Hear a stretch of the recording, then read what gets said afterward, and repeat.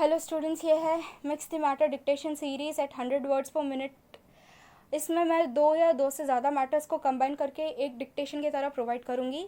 इस डिक्टेशन में मैं आपको दो मैटर्स को कंबाइन करके एक डिक्टेशन दूँगी जिसमें वर्ड्स होंगे 1000 से भी ज़्यादा। I guess there are approximately 1200 words और स्पीड रहेगी 100 words per minute. PDF check करना बिल्कुल ना भूलें। मैं टेलीग्राम चैनल पे अपलोड कर दूँगी PDF इसकी, और डिस्क्रिप्शन में मैं लिंक दे दूँगी टेलीग्राम चैनल की। So let's begin the dictation in 5 seconds. Get ready, guys. Start. If everything aligns, India could see a third consecutive year of surplus rainfall. The IMD has said that monsoon rains will likely be 101% of the long period average LPA of 88 centimeters. In 2020, it was 109% of the LPA, and in 2019, 110%. While the forecast 101% LPA is short of the rainfall received in these years and still within the range of what the IMD considers normal rainfall, it is positive news because the current forecast is above normal rainfall in the core agricultural zone. This zone includes states where agriculture is significantly rain-fed, including Madhya Pradesh, Bihar, Odisha, and West Bengal. The IMD's estimate of the distribution of this rainfall also suggests that, except for the northeast, where rainfall is expected to be below normal, other regions are expected to get above normal rainfall. A general pattern of the monsoon is that weekend rains over northeastern India, which has a higher base rainfall than other parts of India, translate into stronger rainfall in central India.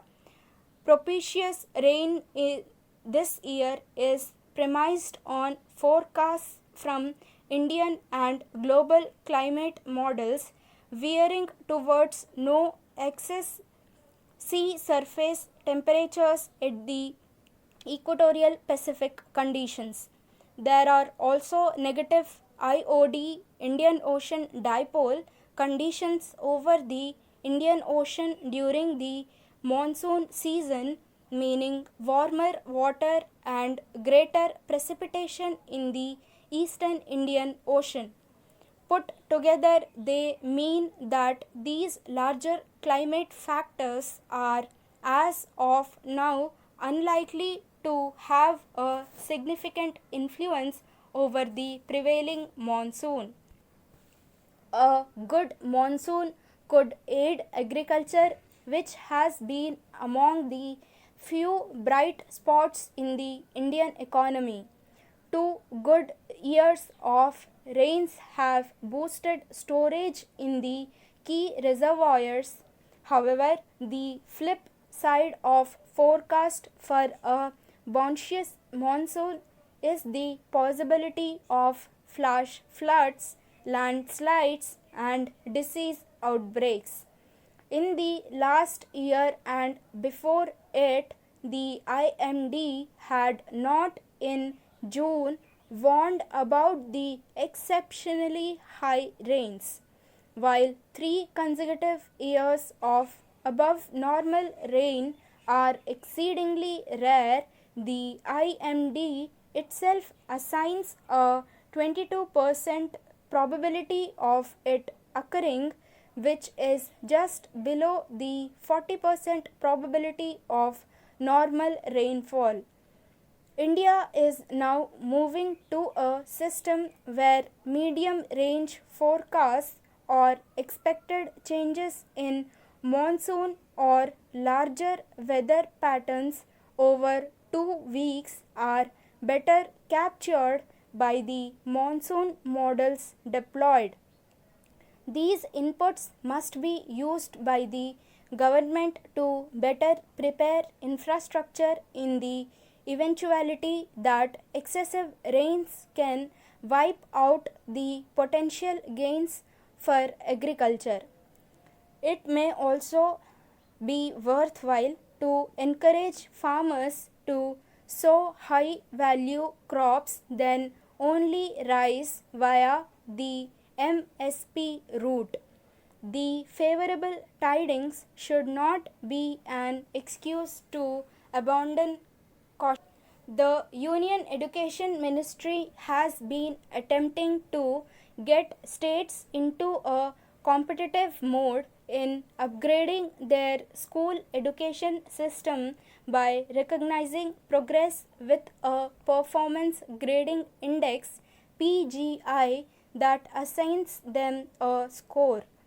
It can be argued that countries and state governments use school education as a transformative tool most effectively where the political imperative is strong. The center's effort with the PGI scoring system has been to try and nudge all states using a Hall of Fame approach. In the latest set of scores and grades for the pre-COVID-19 year 2019 to 2020, the Andaman and Nicobar Islands, Chandigarh, Kerala, Punjab and Tamil Nadu have performed the best, although they still fall apart of the 951 to 1000 points slab, the highest possible. It should be heartening to 33 states and the union territories that their PGI scores have improved over the previous year, and in the case of Andaman and Nicobar, Punjab and Arunachal Pradesh by a noteworthy 20%. Several middling states continue to make marginal progress. Some have improved merely by tweaking their data, while Madhya Pradesh and Chhattisgarh actually regressed, although the PGI scheme is now 3 years old. The score is derived using databases on 70 parameters such as access, equity, governance processes, infrastructure and facilities, and learning outcomes that are mostly self-reported by the states but vetted by the center, with National Achievement Survey data also being incorporated.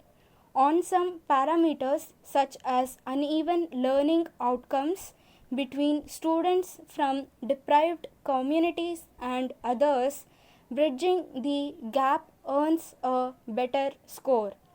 The center, with its transparent scores and data for each parameter and subtopic made available in the public domain, seeks to create a resource sharing system that low performing states can tap into.